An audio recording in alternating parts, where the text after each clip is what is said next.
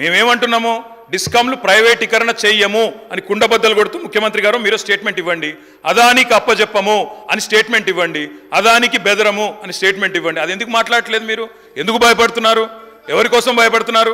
మళ్ళీ ఎదురుదాడి ఎందుకు దాని మీద? దయచేసి నేను మిమ్మల్ని కోరేది ఒకటే, మేము ఆనాడైనా ఈనాడైనా పబ్లిక్ సెక్టర్ అండర్టేకింగ్స్ విషయంలో we have abundant clarity. Hyderabad metro విషయంలో కూడా ఇవాళ ముఖ్యమంత్రి గారే మున్సిపల్ డిపార్ట్మెంట్ చూస్తున్నారు. హైదరాబాద్ మెట్రో విషయంలో కూడా కేంద్ర ప్రభుత్వ సహకారాన్ని అడిగినాం, ఎన్నడూ రాకపోయినా మేము ఆగలేదు. మేము దాదాపుగా 415 కిలోమీటర్ల మెట్రో ఎక్స్పాన్షన్ ప్లాన్ చేశాం. ఎయిర్పోర్ట్ ఎక్స్ప్రెస్ది నిజానికి టెండర్ కూడా ఫైనల్ చేశాం. సరే, వారు రద్దు చేశారు, వారిష్టం. ప్రభుత్వం వారిది, వారిష్టం. ప్రజలు అల్టిమేట్గా వారు సమాధానం చెప్తారు.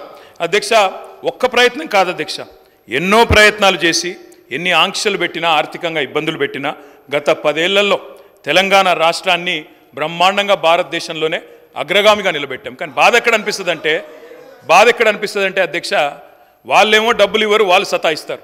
మీరేమో ఇవాళ రాష్ట్రంలో పదవుల్లో కూర్చొని ముఖ్యమంత్రిగా మంత్రిగా ఉండి రాష్ట్రం మీద నిందలేసే విధంగా మాట్లాడితే అప్పు ఎక్కడ పుడుతుంది? కొత్త పెట్టుబడులు ఎక్కడి నుంచి వస్తాయి అధ్యక్ష?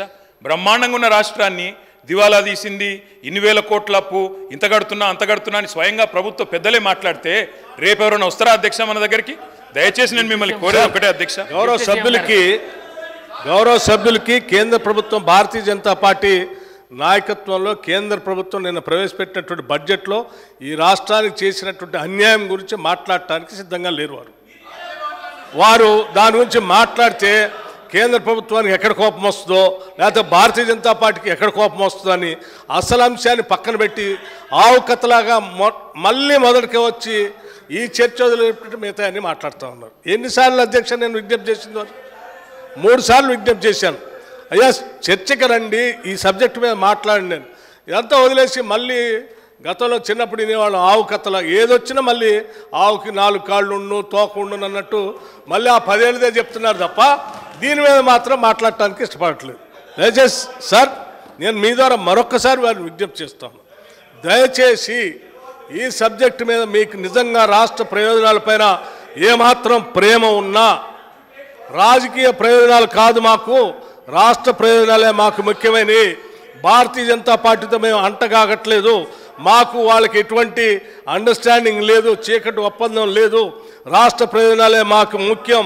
బడ్జెట్లో వాళ్ళు చేసినటువంటిది అన్యాయాన్ని ఎండగడతాం, సభ ఏ తీర్మానం చేసినా మేము సిద్ధంగా ఉంటామని చెప్తా అంటేనేమో చెప్పండి.